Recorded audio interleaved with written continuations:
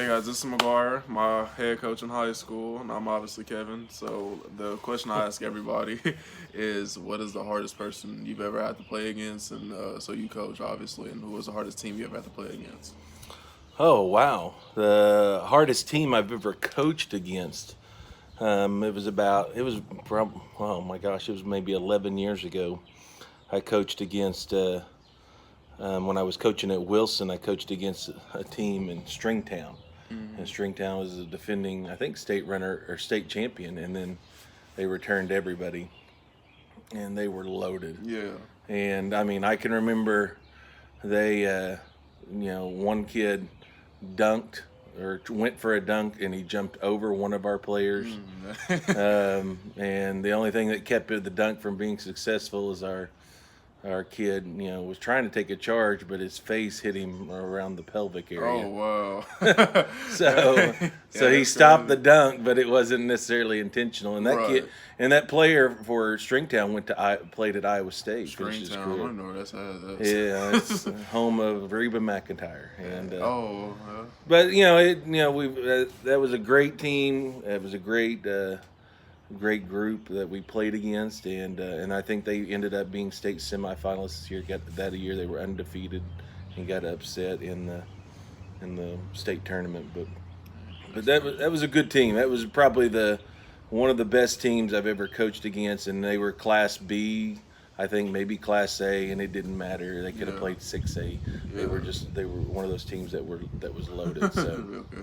And so, tell me, so what year did you graduate high I school? graduated in '92. So 92. And where'd you go? I graduated from Warwick High School. Puerto Rico. So tell me a little bit about like your high school experiences, like with sports and everything. It was a very positive experience. I played for my dad, and I had played for my dad from seventh grade to my graduation, and we were an exceptional class. I thought, in seventh grade we lost once, eighth grade I think we lost four times, ninth grade we didn't lose at all. We were undefeated, and the varsity, as a ninth grader, as good as we were, um, we um, we didn't get pulled up to varsity because they were so good. They were Mm. state runner up that year and lost to Walika. And then my sophomore year, I started, and we were made the state tournament and lost to Dale in the quarterfinals, and lost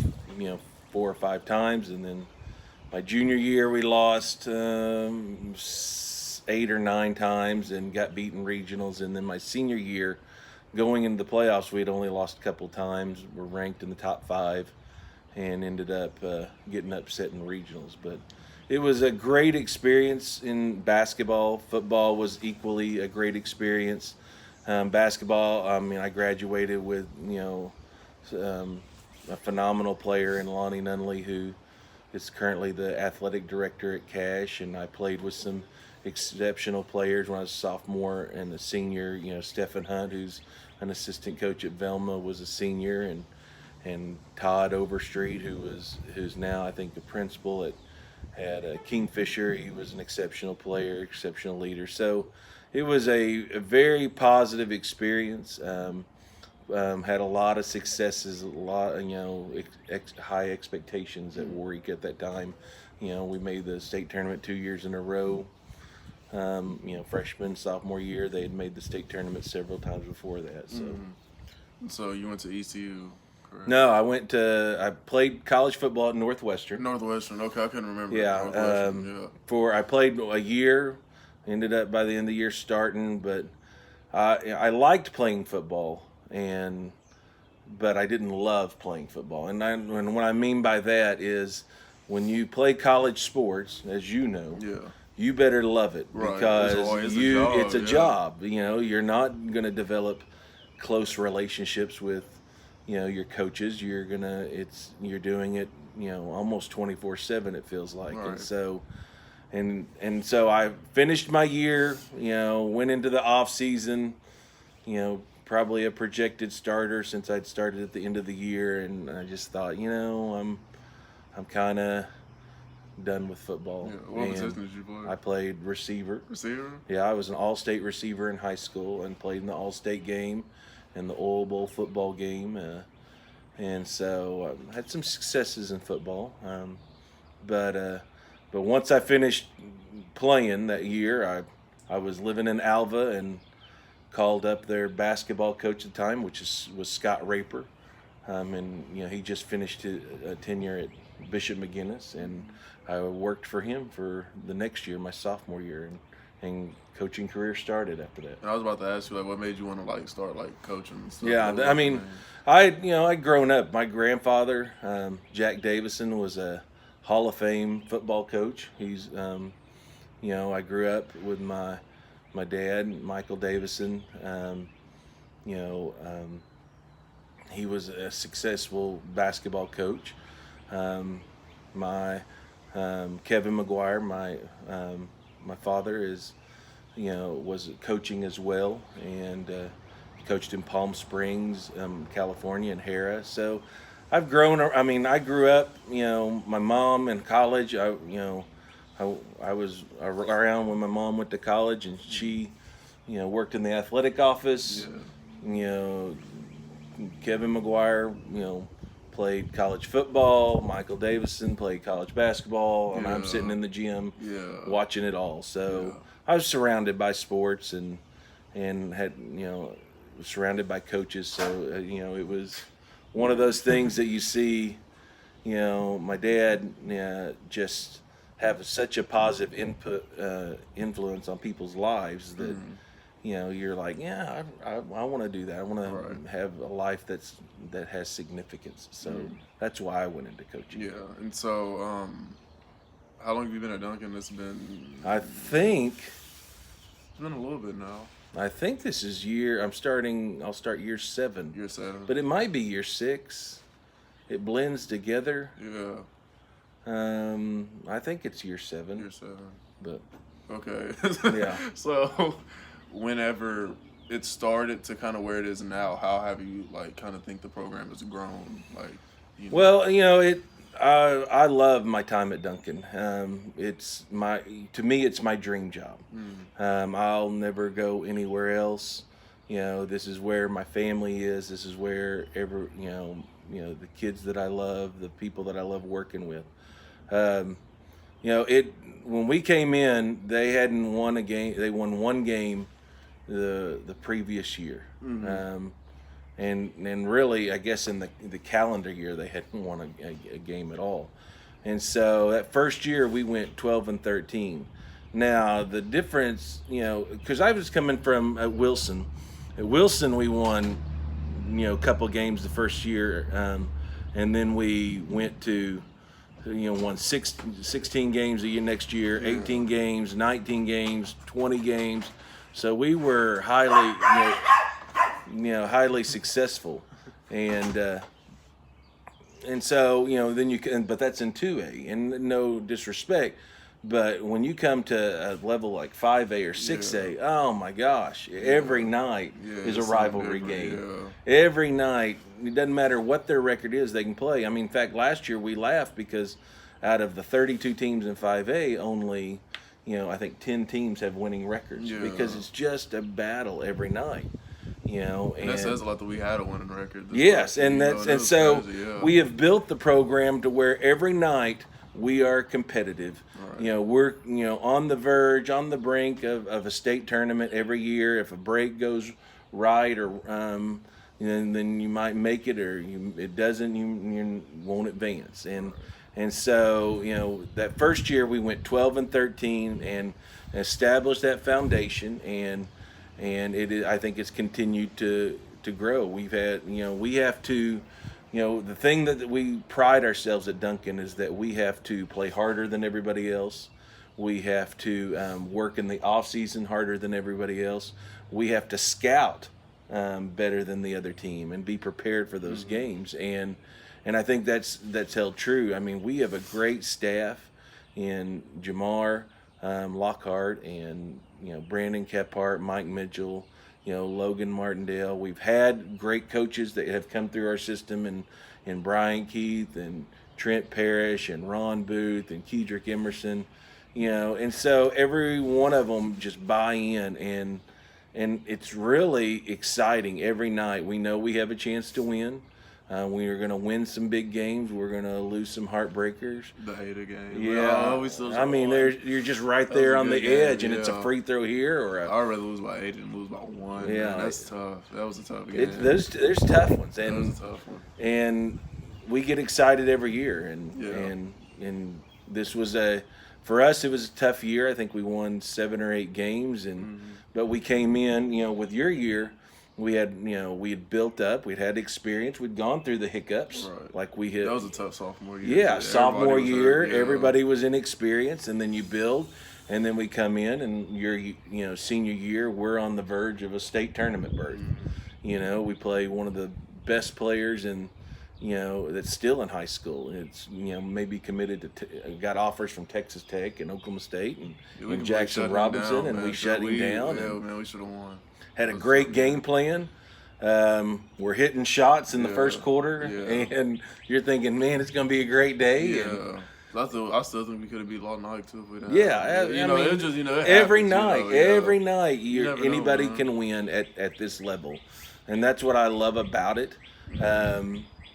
Sometimes if you're at a smaller class, you have some great games, and we had some great games when I was at Wilson. But there's also some teams that you feel like, man, if we don't even show up, we could win. Yeah, and right. Boy, not at the 4A, 5A, 6A level, which is all that I can speak to. Right now, it's just a grind every night, and we're I love this level. I love competing at and knowing that for us to be successful, we have to.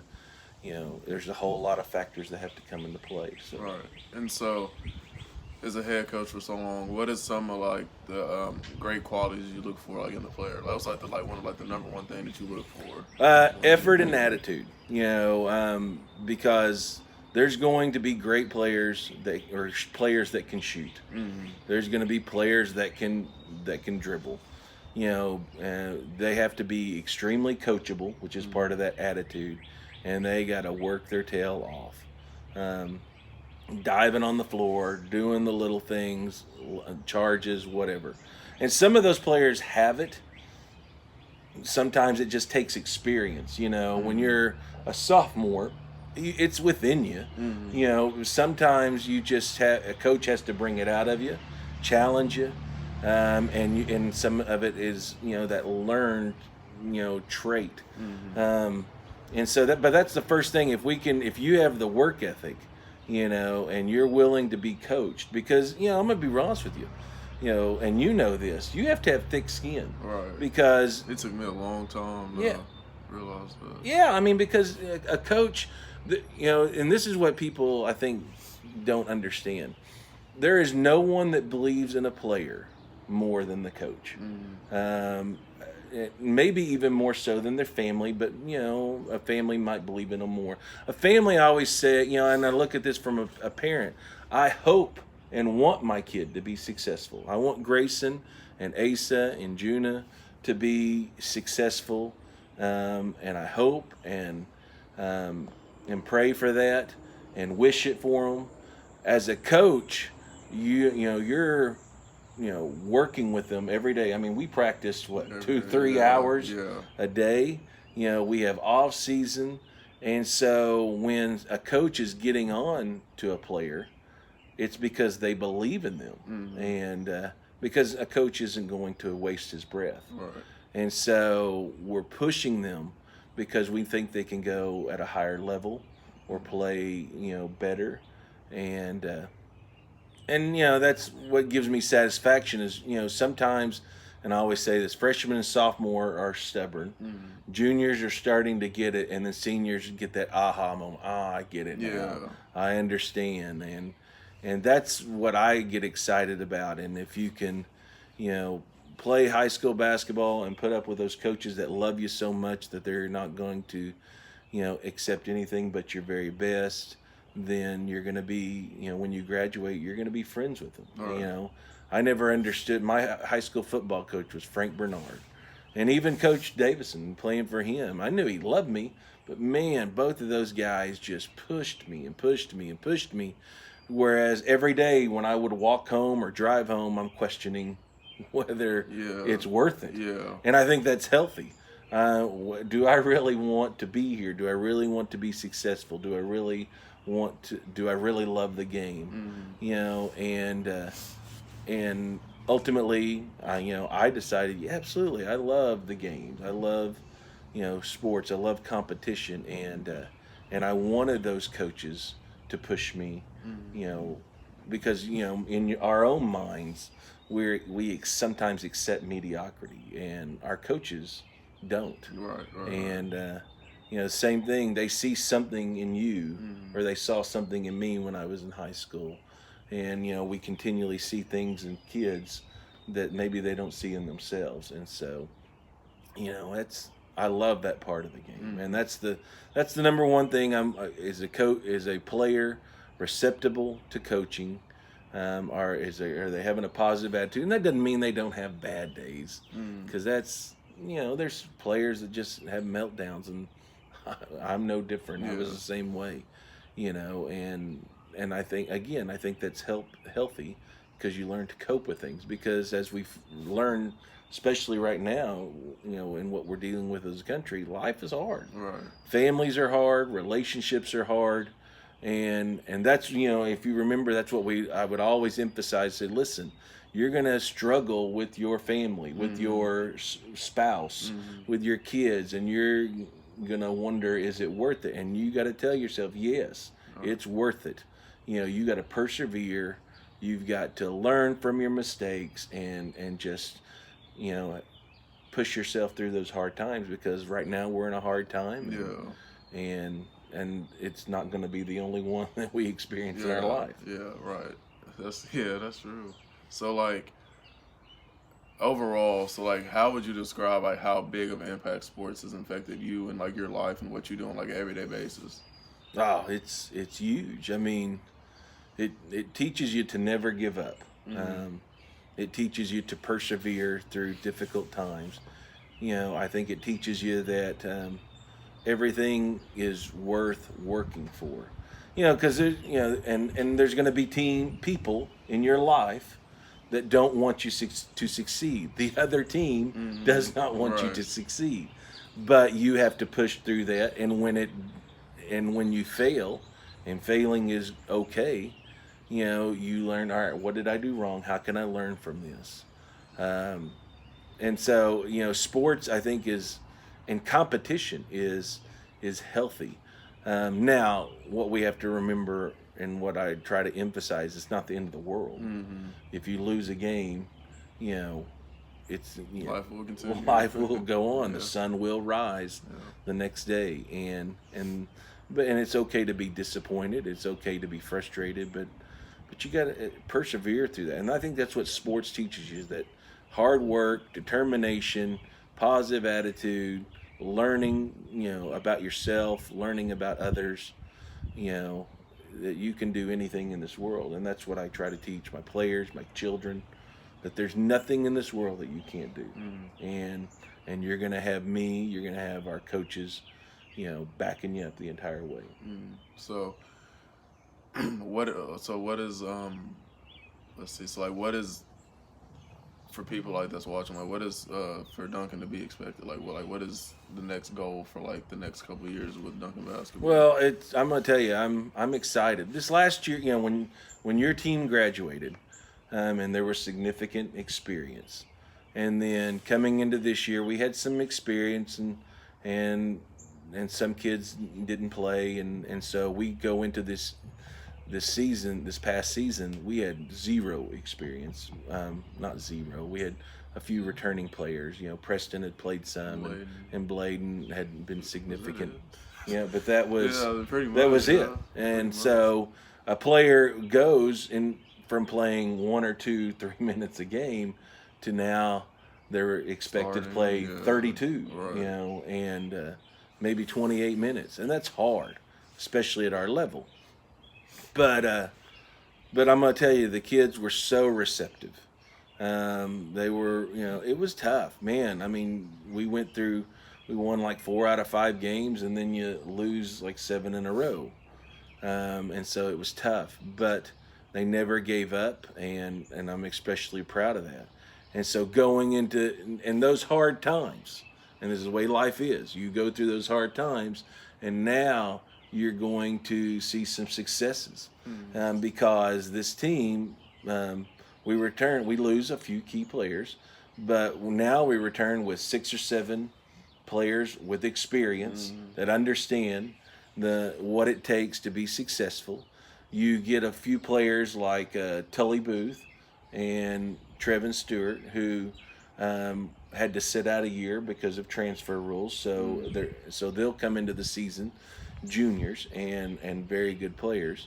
And so you'll have 8 or 9 players that are solid, players with experience, and you have guys that are ready to step up, and be leaders. I'm so proud of, the Nick Johnson, Ben Johnson, Austin Pennypacker, and a few of those are just are working their tails off, and They grew a lot. yeah, they want to win, they want to lead, and so I'm excited about this upcoming season. Disappointed we're not, it doesn't look like we're going to be able to play in the summer. Yeah. Because I think we were, chomping at the bit to get on the court, but nevertheless, everybody's in the same boat. Yeah. That's the best time to work, man. Yeah, That's the and best so time to do these stuff. guys, I've seen videos of them. They post videos of themselves working, running, shooting, doing whatever it takes, and so they're going to be rewarded for it. I mean, and I think they're going to be rewarded with wins, with a chemistry that, that is awesome. They have experience, and so They can shoot it too, man. yeah, That's they're one as thing. good as That's one shooting. thing In our last game, we had been, beat pretty handily by Ardmore the first game we played, first game of the season at Ardmore, and then we played them again. We played them, I think 10 or 12. They were up by 20, and we cut it to close. But then when we played them the last game of the season, we played well. We lost by 8 or 9, and had a bad quarter, but played well. Nick has 33, Ben has 17, and I think that momentum is going to carry. We have, I mean, like I said, Coach Kephart and Coach Lockhart and Coach Mitchell are excited just like I am, and I think we'll come out, just, ready to fight, and I'm really excited about this upcoming year. So, all right, one of the last questions. So, can you talk about like my senior year's team and just like everything before that, and just how do you think? I mean, it was a special year, and that's sometimes, and this is what I had to remind last year's team. This is that it didn't come overnight. And I'm not saying they didn't recognize that you had hard work, but none of these guys were around when you were a sophomore. And when you were a sophomore, we had so many injuries. Sam had broken his hand. Javion had an injury. Bumgardner had injury. I mean, I think we counted up, we lost 52 games to injury. Where 52 games players didn't play because they were injured. And so you're forced, to Grant was brought, I think was a senior. Wasn't he? Yeah, I think so. And so he has to play. So. No, he might have been a junior. But he had sophomore year, Jordan Santos was on the senior. You and Grant had to be point guard, and y'all weren't point guards. Right. And so, but those experiences, you learned how to handle the ball against the pressure. Grant, had to handle the ball. And so the players weren't around, and you're adjusting. You're getting experience to high school level. I mean, you're basically, hey, here's high school basketball. Go play 30 minutes. And so it was a tough year. And so then the next year, your junior year, we were a little bit better, but we didn't have depth. That was And so the we only were person good. I think the only person we had off the bench was like Babs. Yeah, that Bab might and have been it. I can't even remember who else. And It might have been it. so we had no depth Yeah. whatsoever, but we were good, so we Yeah. could play until, and we were in great shape. But eventually, I remember you need to have junior year, depth. y'all ran us to death every time. And we did not still- run, I was like, we did not run like this last year. No, and you had to survive, and you could Yeah. play. It was solid for 3 quarters. Yeah. And then your senior year, it all comes together. So the only thing negative about senior year was yeah, how about that? I'm crooked. I got you. Let's see. Oh, no, I'm crooked. There we go. Technical dip. Oh, okay. Hold on. My worst half. There we go. There we go. Your senior year is as special as it was. It would have been even better. J.J. Babineau blows out his knee. Yeah. J.J. Babineau had an exceptional summer. Yeah.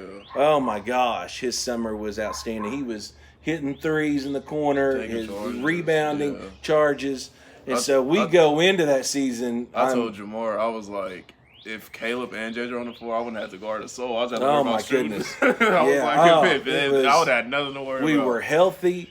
We JJ had did. depth, and even despite Babineau getting hurt, Blaine stepped up. yeah, Bladen gets experience, and he Preston becomes a stepped up. solid player. Drayden came later on. Yeah, I mean, so We had a lot of- we had a lot of decent pieces. It was such a special year. So here we are, But even in that year, we went through a 3 or 4 game losing streak because I remember we were 2-7 at the first yes, 9 and then games. won like Yeah, 9 we out won of 10 or something like we went that. Crazy, yeah. I mean, finish with a season of 14-13. Yeah, something like that, yeah. And but I mean, it was just a great year because we could score. Yeah.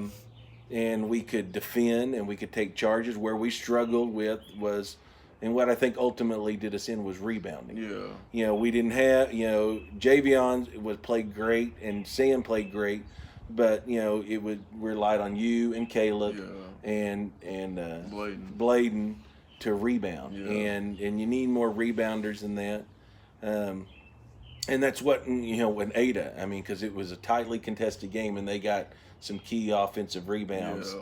But it was a fun year. I mean, it was we had the number 2 team, Del City, at Del City, Oh, yeah. down Yeah. at half, Yeah.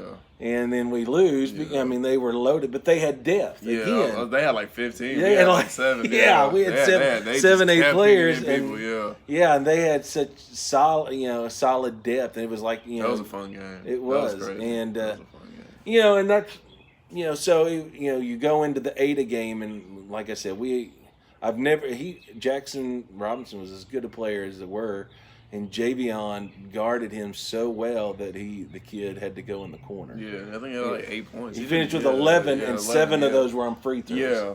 And Javion did an outstanding job, and we switched all the were time, hitting yeah. we were hitting shots, and so I think people forget about how hard you guys worked, and y'all made it look easy at times. You ran great. We ran the break well. We shot well, and Span was on. Man, you better watch out because now if he had everybody's 10 hitting. points. Yeah. Yeah, and he would yeah. dictated change of a game because he would take A charge, charges. yeah, I mean, key he won. charge, He yeah. won 2 or 3 games Yeah. just as they go for the win, and he takes a charge. And and so it was such a fun year and exciting, and very sad to see it go, to see it end as it the way did. it did. Yeah, and but that's everybody has. I think it's fueled them in their next life. Whatever you're going through, persevering. Learning that the successes will come.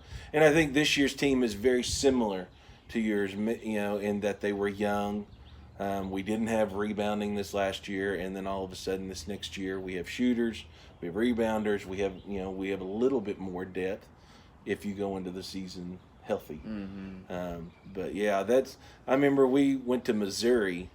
We was killing Your- by like 50. we yeah. won the Missouri camp, and we were winning every game. I think we lost the first game and then swept the rest. I think, yeah. And people didn't know where to guard. You had Span and Babineau in the corners. You had Javion, you and Sam, hitting threes, Bladen hitting threes, and You had a loaded, yeah. That summer was crazy. it was- I think we ended up killing that team we played again. Yes. That was more like 50. We was all right. We're ready to play. And we were scoring, and that's with a running clock, shortened clock. Yeah. We were still scoring 60 points. Yeah. And that momentum carried, and so, this year, there's so many similarities. I mean, with Nick and Ben. Nick and Ben may be two of the best shooters I've ever come across and that I've coached. Because if you leave them guarded, man, they're going to light it up. Mm-hmm. And I mean, we played Ada this last year, and I think Nick or Ben had one of them had 6 3-pointers in the first half, Dang. and the second half the other one, the brother, had Yeah, 5. yeah. And so they ended up with 11 threes, and that's with Lon Kruger OU in the stands watching Jackson Robinson, Yeah. but he's like. We shut him down, Yeah. and we play great defense. We like I said, we love defense.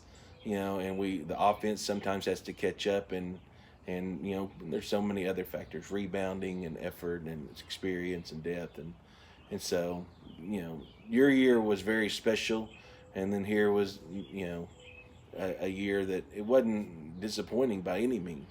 It was just a learning process. And that's part of basketball. Right. Some teams are just loaded every year, and that's why coaching is so important at Duncan. And schools similar to us, like Chickasha or Altus or Durant. Coaching is extremely important because you're teaching kids how to play.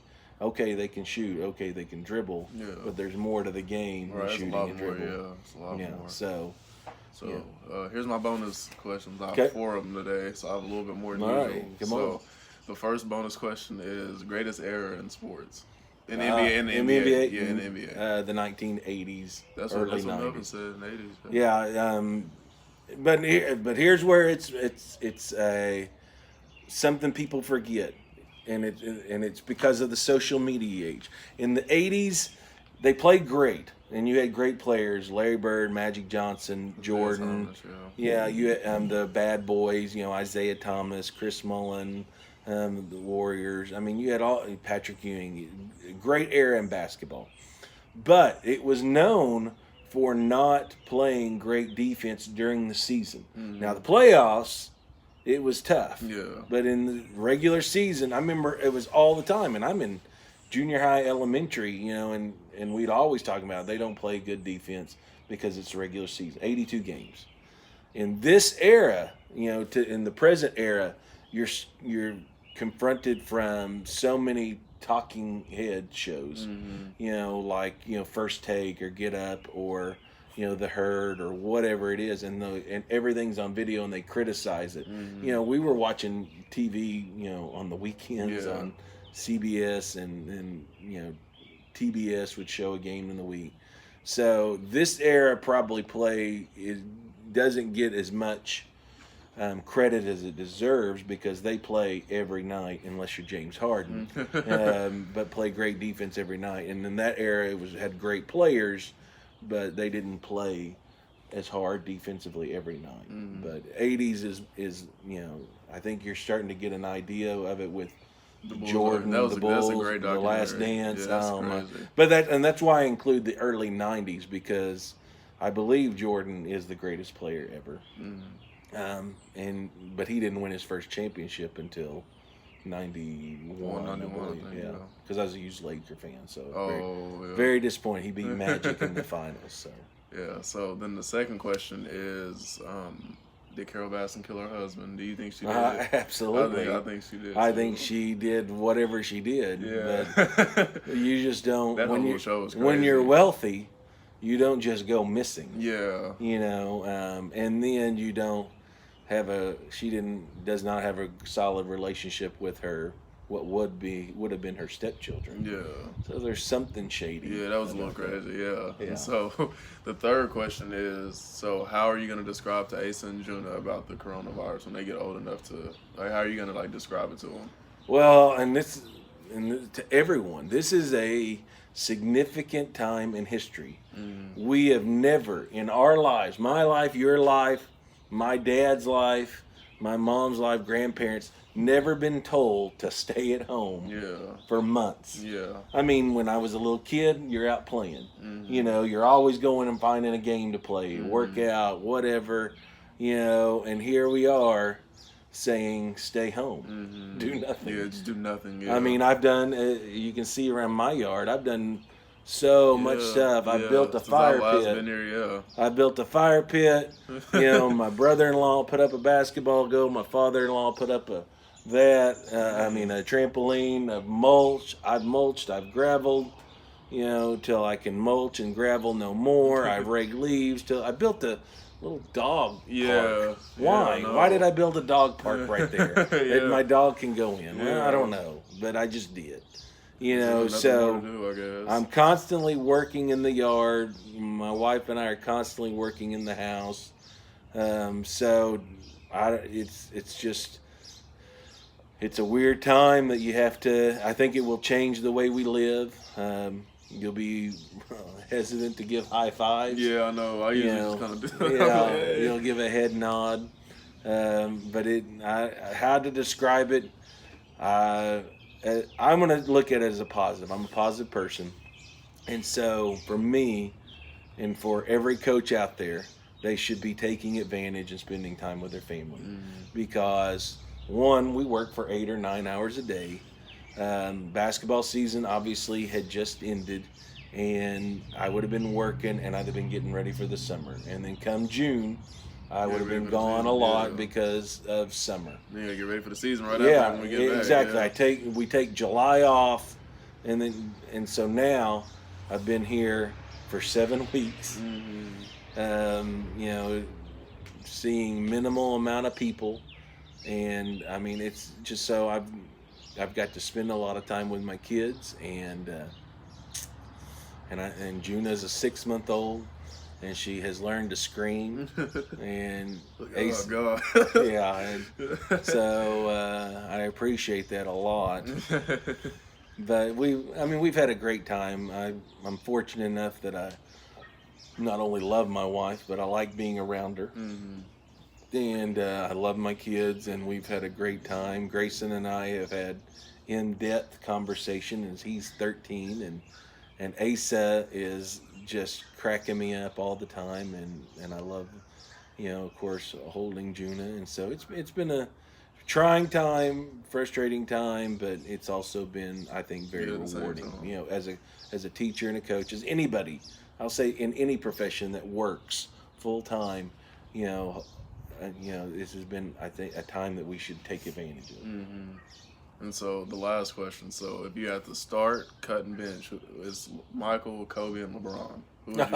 Who would you pick? Cut. I'm gonna tell you, I'd cut LeBron. You would cut LeBron. Now, not to say they're not all top 10 Right, greatest players. Right. I think Michael Jordan is the greatest player of all time. Nobody played defense and played offense as well as he did. Took over a game.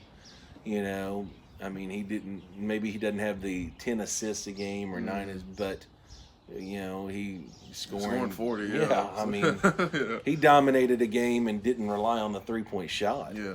You know, Kobe Bryant was cut out of, it's like, here's Michael Jordan and here's his shadow. Yeah. And I don't think Kobe is a top 5 player. Oh, really? But I think Kobe is in top 6 or 7. Who's better than Kobe, you think? Well, I think Magic and Larry were great. I think Kareem was. He kind of is like the unsung. Yeah, he won like, six nobody six really MVPs. talks about Kareem, yeah. Won, He's a 6 scoring titles. leader, You know, I mean, he was only had the skyhook that nobody could defend. You know, didn't rely on dunking as most big men do today. Yeah. You know, and that's great for them. But he was just so, such a pure finesse player, great player. So that means LeBron does have to go to the bench. I mean, he's a great player, and I mean, I lived in Cleveland for a while, and I remember him in high school, and he can do it all. He's chiseled, but if you're talking about, because you have to include in there not just talent or gifts. You include that mentality, that killer instinct. Jordan, was a killer, and Kobe was a killer, and LeBron maybe not as much a killer. I mean, when we talked about, remember when you became a senior, it was you were the leader, Right. Yeah. and sometimes you have to hurt people's feelings Right, yeah. to be. And what does that mean? Hurt people's feelings? You have to be so brutally honest that say you're not doing very well in this, so you got to correct it. Yeah. And because you have been through that Right. as a senior, you're telling sophomores and juniors, this is the way to play. I'm trying to tell you. Yeah. And I think that's the way Jordan and Kobe played. If you weren't doing it right, they're not going to go over there and pat you on the tail and say, hey, it's okay. I think that documentary shows a great, like, kind of. And I think it's good. I It's think in really episode good 3 and 4, you're going to see even more of Yeah. that because Jordan is known as not being the nicest of person in guy, the world, yeah. but he's like a senior times 12. Yeah. The rest of you guys are good players, but I'm the best ever. Yeah. And I think you'll see that mentality, and he'll be maybe criticized by some, but it's his team. Yeah. And when you have leaders on a team, they deserve not just the respect, but they deserve to have a voice, that is louder than every other player's. Right. Going into this next year for high school, Ben Johnson, Nick Johnson are going to have a significant voice on the team. They've been through it. Mm-hmm. We've pushed them hard. Same with you when you were a Me, senior. Sam, Yeah, and so that's sometimes people don't understand that, because in high school you're not paying players. Right. It's just seniority, Right. and if they've earned it, then they deserve that louder voice and that respect. But yeah, so LeBron gets cut. Kobe, anybody with Jordan gets Yeah. benched, and Jordan is in the game. Yeah. Okay. So. I never knew you didn't think Kobe was top 5. But everybody I probably talked to says Kobe. I think he's great. Sure. I mean, I don't know how you even measure it. Because I think of it all the time. Mm-hmm. Just like every other basketball fan, and I don't know how you measure it, but of course I'm a Magic person. I'm a Magic, Jordan, Larry, Kareem. And I don't know who I would throw in. I think Kobe's great. So you went to like Wilt Chamberlain and those guys, and just because just the era and stuff they played in. Yeah, Wilt Chamberlain was a great player.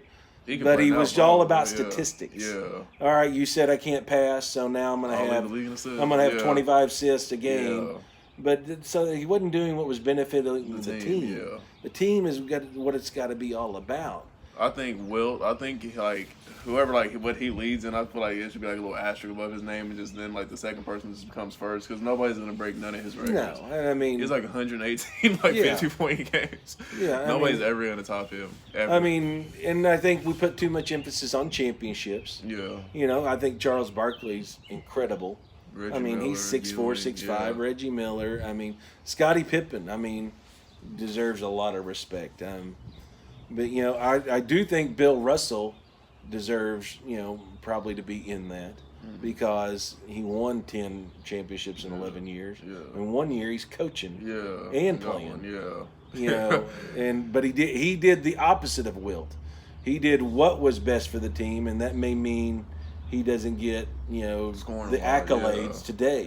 But he wasn't thinking about what are you thinking of me 2000s. He's thinking I want to win. And that's got to try trump everything else. And so but yeah, Kobe's right there, and probably LeBron's right there. Tim Duncan is right there. There's a lot of good, a lot of great players, and but I don't think LeBron's in the top 5. Do you think he will after he retired?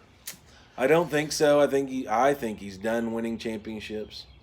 I thought they could have got one this year. That was we know what Kobe done and everything. Thunder would have taken him now. Thunder would have got him. I'm a huge Thunder fan now. They surprised. They shocked a lot of people this year. Yeah, I think they're. Who knows? I think they're one player away from being elite.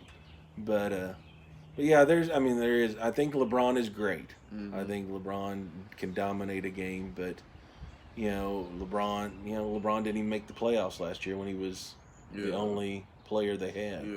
Yeah. Jordan was the only player they had for a long time, and he was magnificent. And so.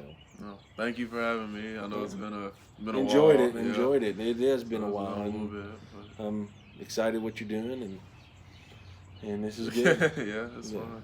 Well, thank you. Hopefully, I don't look too bad. Yeah, me either. So I don't. My hair is awful. Oh, I need a stressed. haircut. No, I had to push it back because otherwise you just. I'm losing mine too. I'm like a '70s fro. Yeah, for real. So But thank you once again, man.